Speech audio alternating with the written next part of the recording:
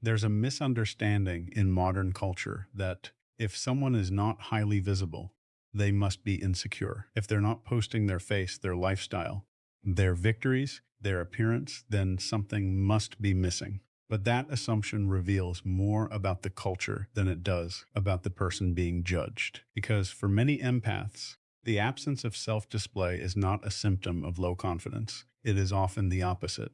It can be the result of a mind that has moved beyond the need for constant external reinforcement. And this is where psychology becomes interesting. Most people have been conditioned to confuse attention with worth. Somewhere along the way, visibility became tied to identity. The more people see you, the more significant you appear to be. The more approval you receive, the more secure you must be. And social media, by design, amplifies this belief. It turns Snort's validation into a measurable system. Likes become social proof. Comments become emotional rewards. Views become a distorted form of status. But empaths often experience this dynamic differently because empaths tend to be unusually aware of emotional undercurrents. They don't just see the surface exchange, someone posting a photo and others responding. They often perceive the invisible transaction beneath it, the need for affirmation, the performance hidden inside self-presentation, the unconscious bargaining that says, "See me, approve of me, tell me I matter." And for a deeply self-aware empath, that can feel exhausting, not because they believe posting is wrong, but because they often resist attaching their identity to public reaction. This is a critical distinction. An empath who doesn't post their photos may not be rejecting connection. They may be rejecting dependency. There is a profound difference between wanting to be seen and needing to be validated. And many empaths have spent enough of their lives being emotionally attuned to others that they begin to value something rare, an identity untouched by outside opinion. Think about how unusual that is in a culture built on performance. Most people are taught to build an image. Empaths often feel compelled to protect a reality because they understand something others miss. The more identity becomes fused with public approval, the easier it is to lose yourself. Once your sense of worth depends on response, you become vulnerable to emotional outsourcing. Your confidence rises and falls based on who notices you. Your peace becomes negotiable. Your self-image becomes partly owned by strangers. And empaths, especially mature empaths, often sense the danger in that. They would rather be rooted than admired. They would rather be authentic than impressive. And sometimes they would rather be unknown than misunderstood. This often comes from a deeper philosophical orientation. Empaths frequently value essence over appearance, substance over display, meaning over spectacle. And when someone values inner coherence more than outer recognition, public self-promotion can start to feel strangely irrelevant. Because if you know who you are, what exactly are you trying to prove? That question unsettles people because much of modern behavior is built on proving. Proving attractiveness, proving success, proving happiness, proving relevance. But empaths often begin stepping away from systems that require constant proof. Not out of superiority, out of liberation. They stop performing identity and start inhabiting it. And that changes everything. You'll notice many emotionally intelligent people become increasingly private as they grow. That's not withdrawal, that's refinement. They realize not every truth needs broadcasting. Not every moment needs witnesses. Not every part of the self belongs in public. And perhaps most importantly, not all value increases when exposed. Some things deepen in privacy. Peace deepens in privacy. Self-trust deepens in privacy. Clarity deepens in privacy. And empaths often understand this intuitively. There's another layer most people overlook. Many empaths are highly sensitive to comparison culture, not because they are intimidated by others, but because they recognize how destructive comparison is to the human psyche. They see what happens when identity becomes a competition, when people begin curating life instead of living it, when self-worth gets trapped in a cycle of measuring, performing, and chasing emotional rewards. And many empaths quietly opt out. That is not passivity. That is psychological independence. It is the refusal to let technology dictate self-perception. It is the refusal to turn identity into a product. And in a world increasingly obsessed with being witnessed, There is extraordinary power in becoming self-defined. That power is often misunderstood. Silence gets mistaken for insecurity. Privacy gets mistaken for weakness. Restraint gets mistaken for absence. But some of the most secure people in the world have no interest in constant visibility because they are no longer hungry for what attention feeds. They have found nourishment elsewhere, in purpose, in inner peace, in real relationships, in self-respect. And that is something algorithms cannot measure. In fact, one of the strongest signs of inner stability is the ability to exist without announcing yourself, to know your worth without displaying it, to possess depth without packaging it, to remain whole without applause. That is not social detachment. That is freedom. And for many clears throat empaths, not posting their photos is a quiet expression of that freedom, a silent declaration that identity is not a performance. That worth does not require witnesses. That presence is not diminished by privacy. And maybe this is what unsettles others most. Because when someone no longer needs validation, they become difficult to control. They cannot be manipulated by approval. They cannot be easily drawn into comparison. They cannot be seduced by superficial recognition. And that kind of psychological sovereignty is rare, but it is real. And many empaths live it quietly, not because they are hiding, because they have stopped confusing visibility with value. And that may be one of the most radical acts of self-possession in the modern world. Because the moment you stop asking the world to confirm your worth is the moment you begin to fully own it. Once you understand that many empaths don't avoid visibility because they lack confidence, the next question becomes far more interesting. Why do so many of them actively protect their privacy? And this is where most people miss the deeper psychology. Because privacy for an empath is often not about hiding, it's about protection. Highly sensitive people tend to experience exposure differently than others. What feels casual to one person can feel invasive to an empath. What seems like harmless sharing to most can feel to a deeply perceptive mind like opening a door that may be difficult to close. Empaths often don't just think in terms of information, they think in terms of energy. And whether you interpret that psychologically, emotionally, or philosophically, the pattern remains the same. They are acutely aware that when you reveal yourself, you invite interpretation. And interpretation is never neutral. The moment an image is posted, it does not remain yours alone. It enters the perceptions, projections, judgments, envy, admiration, resentment, assumptions, and unconscious narratives of other people. Most people overlook this. Empaths often feel it immediately. And this sensitivity changes how they relate to self-disclosure because they understand something subtle but profound. Not everyone looking at you is looking at you with clean intentions. Some observe with comparison. Some observe with envy. Some observe with hidden hostility. Some observe searching for weakness, and some, perhaps most dangerously, observe looking for access. Empaths, particularly those who have been manipulated, betrayed, or emotionally exploited in the past, often become highly aware of this, and awareness changes behavior. A person who has learned that visibility can attract intrusion does not treat privacy casually. They treat it as a boundary. And boundaries, psychologically speaking, are one of the clearest signs of emotional health. This is important because people often misread guardedness. They call it withdrawal, they call it fear, they call it avoidance. But what they may actually be seeing is discernment. And discernment is not the same as distrust. It is the ability to distinguish what deserves access from what does not. That is wisdom. And empaths often develop this wisdom through painful experience, because many empaths spend years overexposing themselves emotionally. They give too much, reveal too much, trust too quickly, assume others have the same sincerity they do, and then reality teaches them otherwise. They encounter gossip, projection, manipulation, people who study their vulnerabilities, people who use personal openness as leverage. And after enough of these experiences, a shift occurs.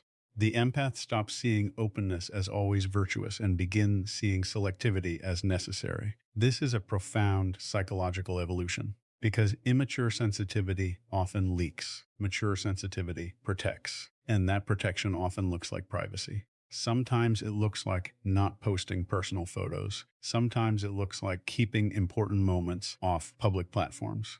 Sometimes it looks like refusing to let strangers have effortless access to the intimate details of your existence. Not because you fear being seen, because you have become intentional about who gets to see you. There is enormous power in that, especially in a culture that treats exposure as normal.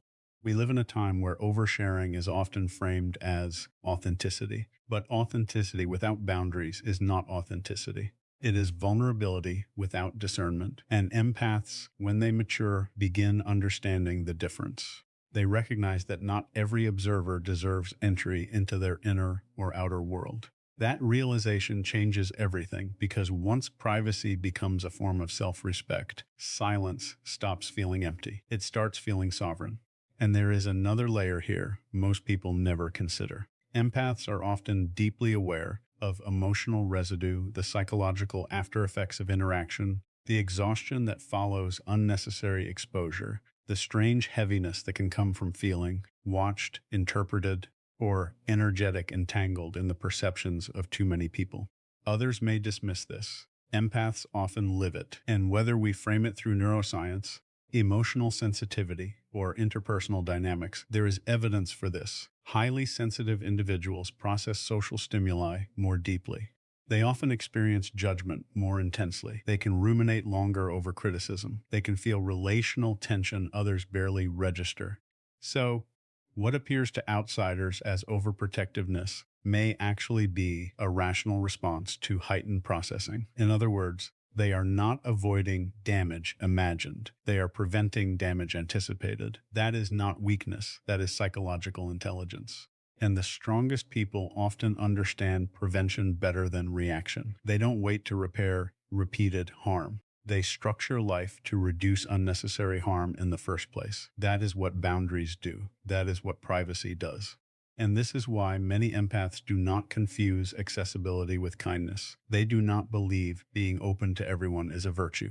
They understand that unrestricted access invites chaos, and chaos has a way of draining the sensitive. So they become selective, deliberately, quietly, sometimes invisibly, and others misread that as distance. But often it is discipline, because privacy is not always about keeping others out. Sometimes it is about keeping yourself intact. That may be the deeper truth.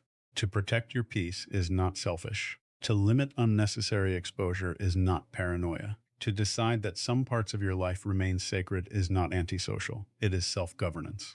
And psychologically, self-governance is one of the highest forms of maturity. The person who can decide what to reveal, what to withhold, who receives access, and where their emotional boundaries begin, that person is not hiding. That person is conscious. And consciousness always looks strange to people operating unconsciously. That is why empaths are often misunderstood. Their restraint is mistaken for insecurity. Their privacy is mistaken for secrecy. Their boundaries are mistaken for walls. But walls isolate. Boundaries preserve. And knowing the difference can transform a life. Because the truth is, every empath eventually faces this decision. Will I keep making myself endlessly accessible to prove I am open, or will I protect what is valuable because I know it matters? That is not, they don't a small choice. That is the difference between emotional depletion and emotional sovereignty. And perhaps the deepest lesson here is this: what you protect reveals what you believe is precious. If an empath protects their peace, their image, their inner world, their private life, perhaps it is not because they fear the world. Perhaps it is because they finally understand their own value. And the moment you stop treating privacy as hiding, you begin to see it for what it often is: the intelligent defense of something sacred. Once you understand that many empaths are not avoiding visibility and they are not merely protecting privacy, a deeper pattern starts to emerge. For many of them, the decision not to constantly post their lives is tied to something even more fundamental. They are often more interested in experiencing life than performing it, and that distinction may be one of the great psychological divides of our time. Because modern culture has quietly trained people to confuse documentation with participation, to believe clear's throat that if a moment is not shared, it somehow matters less, that if an experience is not displayed, it is incomplete, that if others do not witness it, it loses significance. But empaths often resist this logic instinctively. because they tend to relate to life through presence, not performance. And those are radically different ways of existing. Performance asks, how will this appear? Presence asks, how fully am I living this? Performance turns moments outward. Presence turns awareness inward. And empaths often feel the tension between those two modes very strongly, because the moment you begin curating an experience for observation, something subtle changes. Attention splits. Part of you is no longer immersed in the moment. Part of you has stepped outside the moment to manage perception, to frame it, to package it, to anticipate response, and many empaths feel that fracture. They sense how quickly living can become presenting, and they resist it. This is not accidental. It often emerges from a psychological orientation toward depth. Empaths tend to value felt experience over symbolic representation. They often care more about what something means than how it looks, more about emotional reality than social optics. And this makes performative culture feel strangely hollow to them because much of social media is built on transforming life into image. But empaths often prefer life before it becomes image. They want the unmediated experience, the quiet conversation no one else hears, the sunset no camera interrupts, the personal victory no audience applauds, the moment that exists fully without being converted into content. And there is something profoundly philosophical in that because it raises a question most people never ask. At what point does documenting life begin interfering with living it? That question matters because once identity becomes tied to display, experience can become instrumental. Moments stop being lived for their own sake. They start being collected for presentation. And when that happens, something essential can be lost. The sacredness of immediacy, the intimacy of presence, the fullness of undivided attention. Empaths often guard those things fiercely because they understand, consciously or intuitively, that attention is life. Where attention goes, existence is shaped. And if attention is constantly redirected towards self-presentation, something deeper can erode: inner stillness, authenticity, contact with reality as it is rather than as it appears. This is why many empaths reject the pressure to turn personal existence into ongoing public performance, not because they are detached from the world, because they are trying to stay connected to what is real. And in many ways, that is increasingly rare. There is another psychological dimension here that deserves attention. Empaths are often deeply uncomfortable with self-objectification, with reducing the self into something to be consumed, something to be evaluated, something arranged for approval. And this discomfort can be difficult to articulate because most people have normalized it. But empaths often feel it. They sense when identity begins to become product, when personhood begins becoming brand. And many quietly step away from that because they do not want to become performers in a marketplace of perception. They want to remain human. That may sound simple. It is not. In a culture built on spectacle, remaining unperformed is an act of resistance. And empaths often practice that resistance without ever naming it, by choosing not to post every achievement, by keeping joy private, by letting experiences belong to themselves rather than to an audience, and perhaps most importantly, by refusing to confuse attention with meaning. That refusal changes how life is lived because when you stop asking, how will this be perceived, you can return to asking, what is this moment asking me to experience? That is a radically different orientation, and it leads to a different kind of life, a slower life, a deeper life, a less performative life, a life where meaning is not dependent on witness. And many empaths are drawn to that, even if they cannot fully explain why. They simply know constant performance drains them. It feels false, fragmented, emotionally expensive. So they step out of it quietly, deliberately. And others sometimes misread this. They assume the empath is disengaged, detached, socially absent, but often the opposite is true. The empath may be more engaged with reality than those documenting it because they are not dividing themselves between experience and projection. They are simply there, present, and present, psychologically speaking, is one of the rarest and most powerful human capacities. Presence sharpens perception, deepens relationships, strengthens intuition, restores peace, and empaths often prioritize it over visibility. That is not avoidance, that is value alignment. It is choosing being over appearing. And that may be one of the most profound choices a person can make, because eventually everyone faces a question the digital world keeps trying to answer for them. Is your life something to be lived or something to be displayed? Most never pause long enough to consider the difference. Empaths often do, and that pause changes them. It makes them more selective, more inwardly anchored, less impressed by spectacle, less willing to trade depth for attention. And in many cases, that is exactly why they do not feel compelled to post themselves constantly, because they are busy inhabiting a life, not curating one. And maybe this is what the world needs to remember. Not every meaningful life is highly visible. Not every fulfilled person is highly displayed. Not every powerful presence seeks recognition. Some of the deepest people you will ever meet are not performing themselves at all. They are simply living fully, quietly real. And there is extraordinary strength